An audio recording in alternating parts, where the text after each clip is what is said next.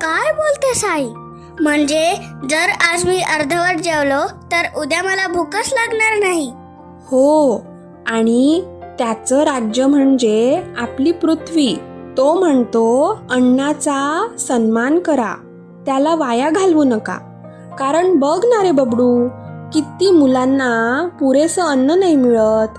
बरेच मुलं अन्नाच्या अभावामुळे उपाशीच राहतात. हो ग आई, बरोबर बोललीस. मी जर अन्न वाया घातलं तर अन्न राजा नाराज होईल. बरोबर.